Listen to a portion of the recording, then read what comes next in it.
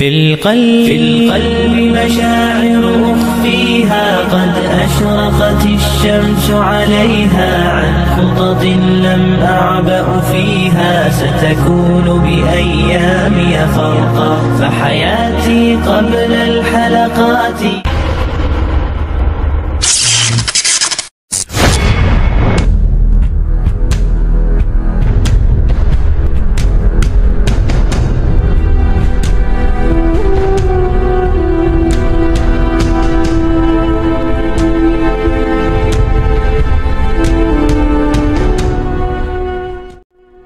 Assalamualaikum warahmatullahi wabarakatuh.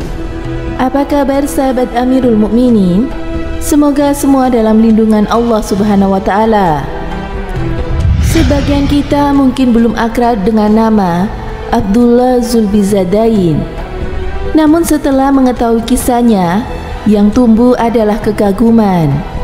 Betapa para sahabat Nabi, keterbatasan tak menghalangi mereka dari beramal dan berjuang. Para sahabat adalah generasi terbaik umat ini. Mereka laksana bintang gemintang. Kepada siapapun kita melihat dari kalangan sahabat, di sana ada cahaya kemuliaan dan keteladanan. Buah dari tarbiyah Rasulullah SAW, sang teladan terbaik di alam semesta. Usai sholat subuh, Rasulullah biasa menyalami para sahabatnya. Dan pagi itu, ada wajah baru di Masjid Nabawi. "Engkau siapa?" tanya Rasulullah kepada laki-laki yang mengenakan pakaian kasar dan sangat sederhana. Sarung dan bajunya nampak terbuat dari kain yang sama. Warnanya juga tak berbeda. Laki-laki itu kemudian mengisahkan perjalanannya. "Namaku Abdul Uzza. Aku hidup bersama pamanku di Muzania. Cukup lama aku merahasiakan keislamanku, hingga kemarin ketika pamanku mengetahui, ia mengusirku. Ia meminta kembali seluruh pemberiannya, bahkan baju yang aku kenakan. Aku serahkan semua bajuku saat itu juga. Lalu aku pulang ke ibuku, dan ia memotong kain kasar ini menjadi dua. Satu untuk sarungku dan satu untuk bajuku. Kalau begitu, namamu adalah Abdullah Zulbizadain, hamba Allah yang mengenakan dua kain kasar."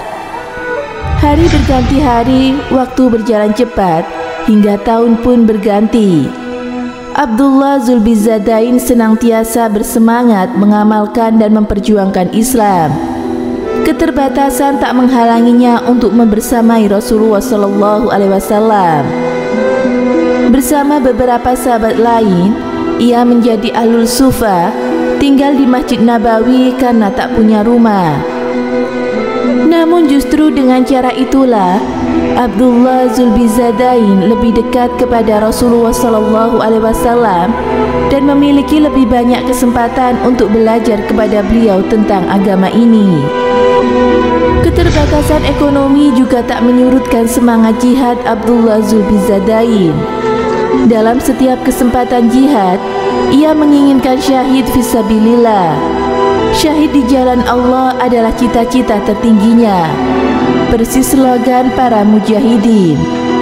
Asyahid fisabilillah asma amanina. Menjelang perang Tabuk pada tahun ke-9 Hijriah, ia meminta doa kepada Rasulullah SAW. "Ya Rasulullah, doakan aku terbunuh pada perang ini hingga memperoleh syahid." "Tidak, engkau tidak akan terbunuh. Tetapi jika engkau sakit demam lantas wafat, engkau mati syahid," jawab sang Rasul waktu itu. Dan benar, perang Tabuk dimenangkan tanpa pertempuran. Abdullah Zulbizadain tidak terbunuh. Namun ketika hendak kembali ke Madinah, Abdullah Zulbizadain demam. Hingga suatu malam, Abdullah bin Mas'ud mendengar ada orang yang menggali tanah. Terlihat cahaya di tempat yang agak jauh dari kemahnya. Abdullah bin Mas'ud lantas pergi ke sana untuk melihat apa gerangan yang terjadi. Rupanya Rasulullah bersama Abu Bakar dan sahabat lainnya sedang menggali makam. Lalu Rasulullah membopong jenazah dan memasukkannya ke liang lahat. Ya Allah, hari ini aku ridho kepadanya, maka ridhoilah ia. Doa istimewa itu keluar dari lisan Rasulullah ketika memakamkan Abdullah Zulbizadain. Abdullah bin Mas'ud sangat menginginkan doa itu. Seandainya jenazah itu adalah jenazahku, kata sahabat Nabi ahli tafsir ini. Kisah Abdullah Zulbizadain setidaknya membawa 3 ibrah untuk kita. 1. Iman harga mati. Demikian besar tantangan yang dihadapi oleh Abdullah Zulbizadain untuk menjadi seorang muslim. Pamannya yang selama ini bersamanya justru menjadi penentang dan meminta seluruh pemberiannya jika ia masuk Islam. Bahkan pakaian yang ia kenakan pun diminta. Namun itu tak menyurutkan Abdullah Zulbizadain. Iman adalah harga mati yang tidak boleh ditukar dan dihalangi dengan dunia sebesar apapun.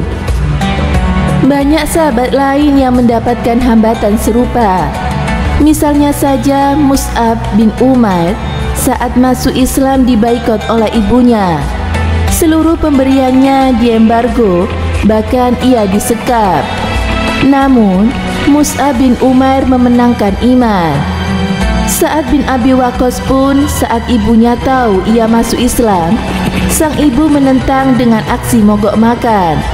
Berharap Sa'ad bin Abi Waqqas kasihan lalu kembali menyembah berhala. Namun Sa'ad bin Abi Waqqas memenangkan iman.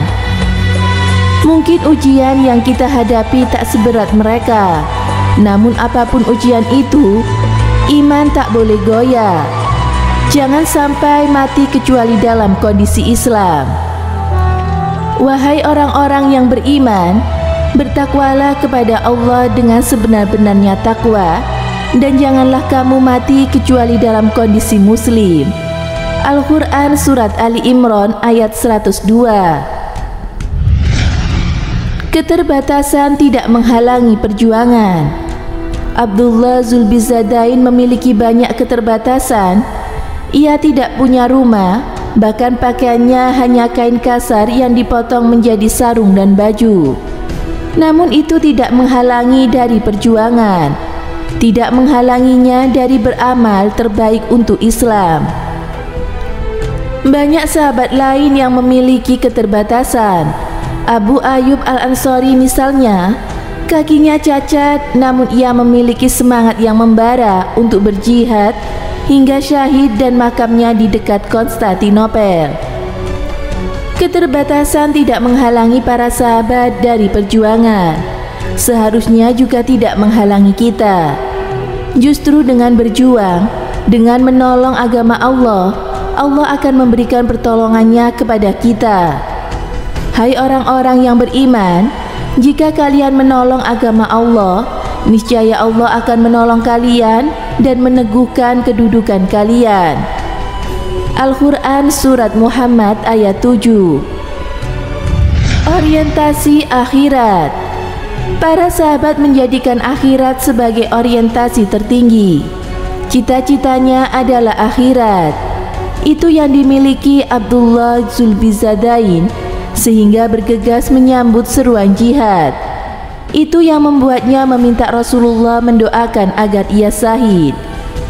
Demikian pula Abdullah bin Mas'ud iri kepada Abdullah Zulbizadain karena ia mendapatkan ridha Rasulullah dan didoakan mendapat ridha Allah yang pasti diridhoinya. Abdullah bin Mas'ud tidak pernah iri dengan masalah duniawi, namun ia iri dengan kemuliaan akhirat seperti itu. Semoga bermanfaat. Wallahu a'lam bishawab.